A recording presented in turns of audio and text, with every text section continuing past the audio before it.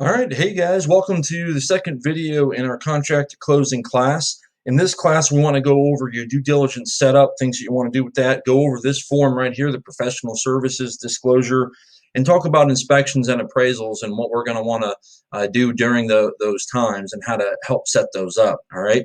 So the first thing you need to know is as soon as we communicate the contract to everybody like we talked about in the last video, we're now going to need to set up any and all due diligence that the buyer wants to make. So let's talk a little bit about that. Should we always recommend a buyer do an inspection? Yes. What if the buyer says, I don't want to do an inspection? Should we still recommend they do one? Yes. Always, always, always, we're always recommending. Now, there comes a time when, or same thing with like a survey, that's one that's more commonly not done by a client. But should we always recommend a survey be done? Yeah, absolutely. But there comes a time when maybe it's really not necessary between you and me. Maybe it's not necessary. So if a client says, well, this isn't a platted neighborhood, I don't see that we really need a survey, do you recommend that we get one? The answer still has to be yes, always, always yes. But it is okay, and what I like to say is, if I was buying this house, if Aaron was buying this property, I don't think I would get a survey because the house is right in the middle of the lot and it's a platted lot, it's in a neighborhood.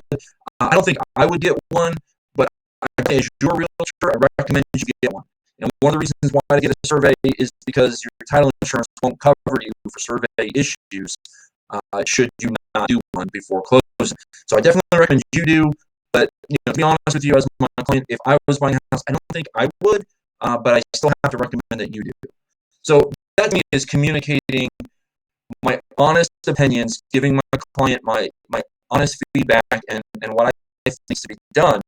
But at the same time, there's no way they could say, I didn't recommend that they get it, because that's all I'm really saying. But I also will put a caveat in there saying, if I was buying it, I don't know if I would pay for it. Does that make sense? So hopefully that's coming through well. If you have any questions about that, just let me know. All right. So once again, the theme through contract closing is communication. And so we want to make sure we have a good conversation about all the inspections and all the due diligence that needs to be done. The professional services disclosure form we have here on the screen is very, very helpful for us as buyer's agents. And we're going to talk about this mostly from the buyer agent side, but we'll talk about it briefly from the seller side. So as a buyer's agent, really, this would be a good thing to go over with them before they even make the offer.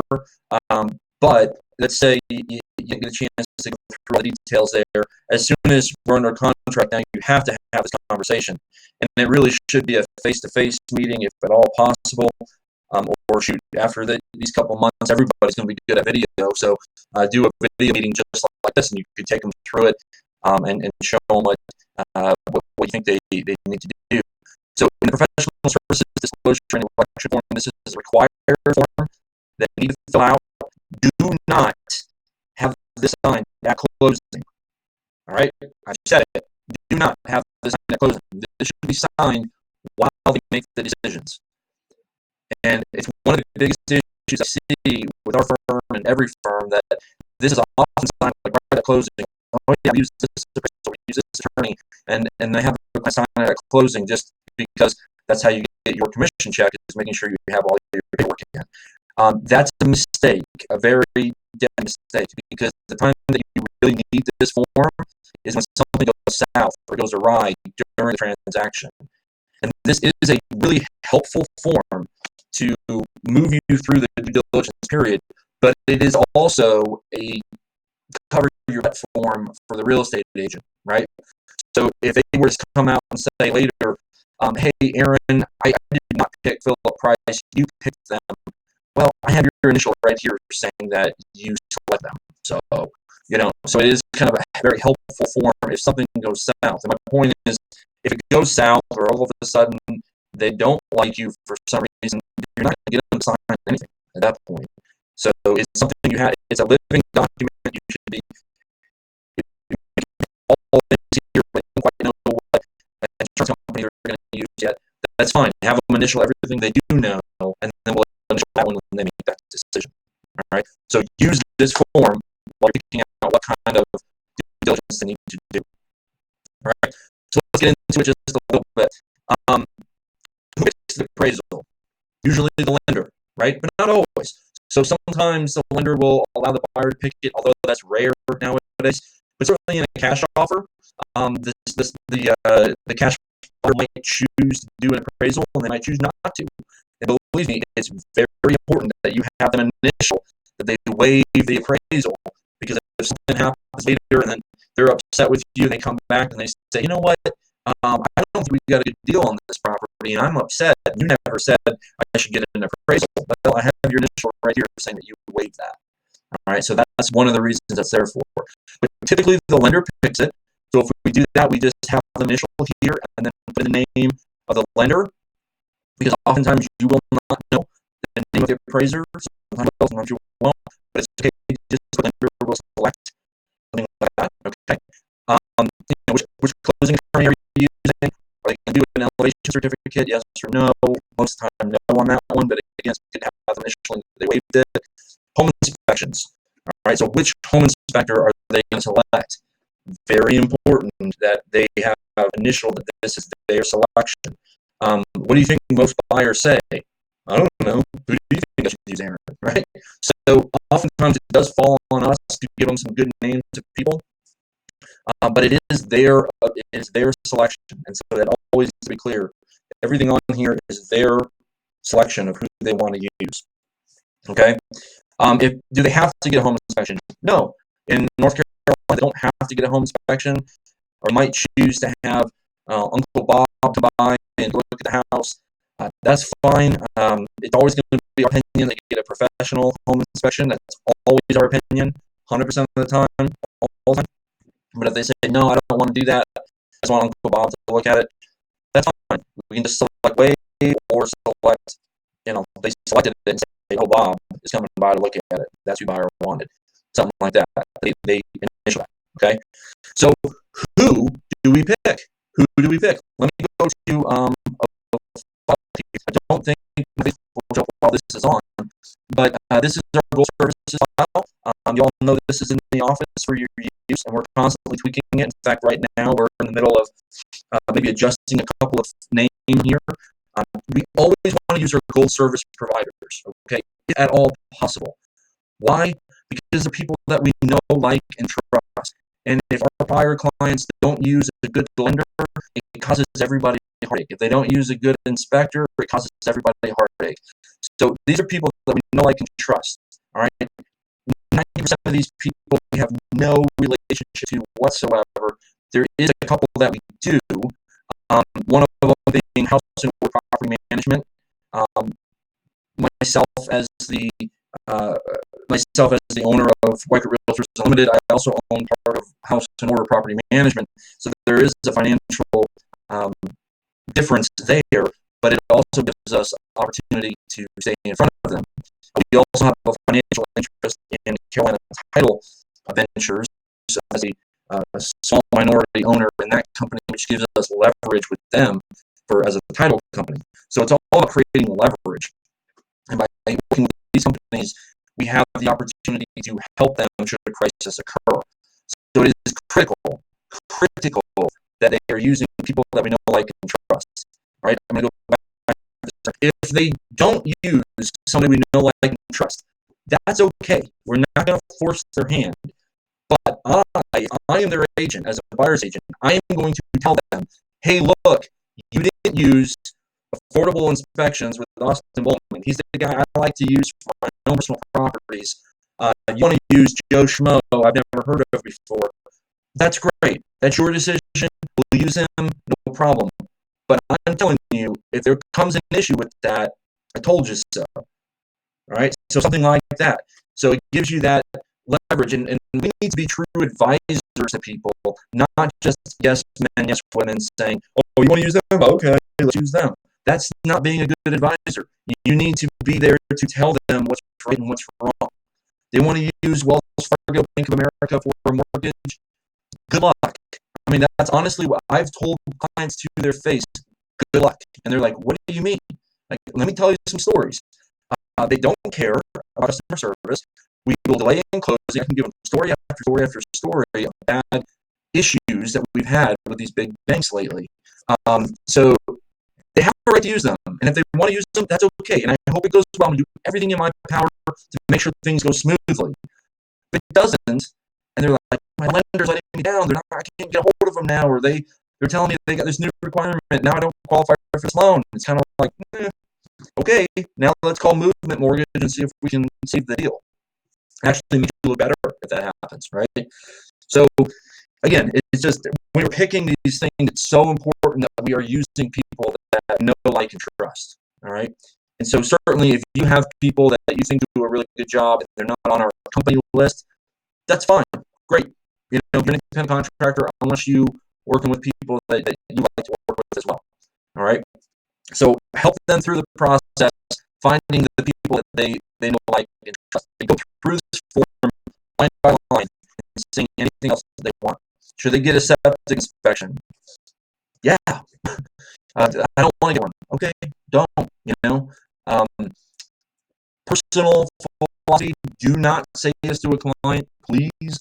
The personal philosophy, a lot of times on septics, you know, if it's not a problem, you know, you'll know it's a problem because you'll smell it and see it and everything else. So if it's not a problem, let sleeping dogs lie. But to each their own on that. If you're my client, I'm going to tell you, yep, get a septic inspection every time.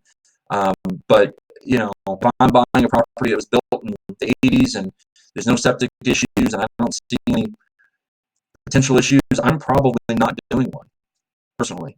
But that doesn't mean I'm going to advise a client to do that. Okay? So always recommend everything. Well water inspection, well head inspection, well mechanics inspection, all of that. A couple of years ago, they had the HVAC inspection. That's really key because our home inspectors, all they do is test to make sure it's working. So, like, if they're testing the heat system, and yeah, all right, it's heating the house, it has a certain degree difference, and it seems like it's working, but it doesn't mean that it's the system. Like my personal home system at the house, we noticed our electric bill go up, and sure enough, one of the emergency heating systems was coming on because one of the blowers was working right. So it was still heating the house just fine, but it was just using much more energy than it needed. So those kind of things an HVAC inspector can find out. Something that can be a high-ticket item for your clients. So that's one of these days that I really highly recommend. It's a really good idea to take a look at those. Okay, so you're going to go through the whole thing and select everything that is needed. You sign this as the agent, they sign this as the buyer. Again, looking at this from a seller's standpoint, there's not a whole lot of things on here that a seller typically would do. They would select an attorney 100% of the time. They may not select anything else. But it's very important that we make sure that they waive it all, like home warranties. And importantly, waive that they don't want the home warranty to be offered to buyer clients. But if they do, then we're selecting that. We're using Home Warranty Inc. It's a company that is in our office. Curtis Shelley is the contact there. Really like the company. They give you a 14-month warranty instead of a 12-month. You know, that's who I recommend. But there's also American Home Shield, 210 Home Warranties, and other good companies. So they can use anybody they want for that. Okay. All right. So you get the point, right? You got to have them select everything. You got to have initial, make sure they're good to go on it. All right. Then during the home inspections, what do we do? First of all, and we'll talk about this in the next video about creating your due diligence requests. But right now, you should be running your client through a sample home inspection so that you can do what I call preemptive strikes. You're striking them before it's necessary. All right. So that's kind of a Marine Corps term, but preemptive striking them when they're not expecting it. They don't think it's going to happen yet. We want to hit them with it. And same thing with home inspections. We want to make sure that they are looking at a sample home inspection that you've already had and got buyer permission to use that to show other people. And you can show them what inspection looks like so they're not freaked out when they see that there's 30 items on their home inspection.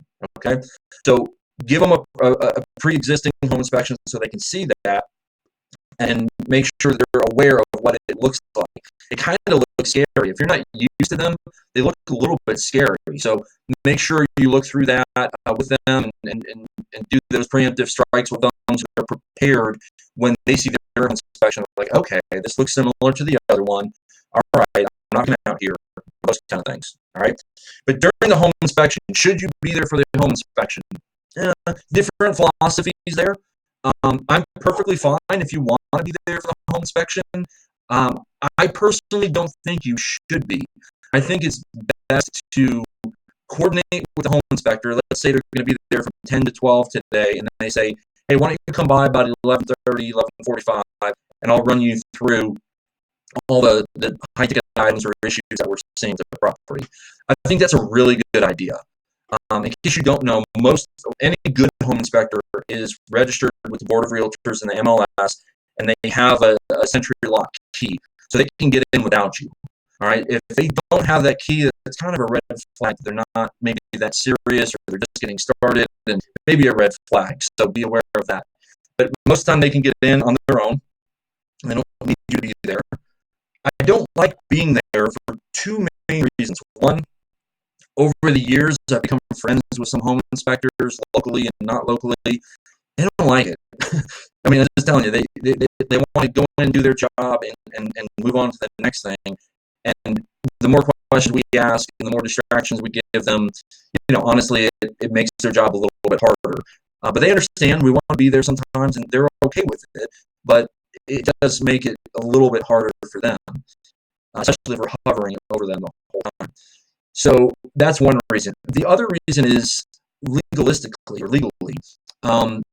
If we are at the home inspection, we are not a home inspector. We are not a contractor. We are a realtor. So stay in your lane, bro, right? So if we're at the home inspection, we're pointing things out. Hey, look at this. Look at that. Go down here. There have been some cases and some issues pop up where people say, hey, you're stepping out of your lane. You're pointing things out that you shouldn't be doing.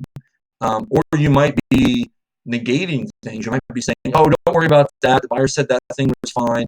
And the home inspector is like, okay. And they don't look at something. And then somehow you're liable now because you told them not to look at something.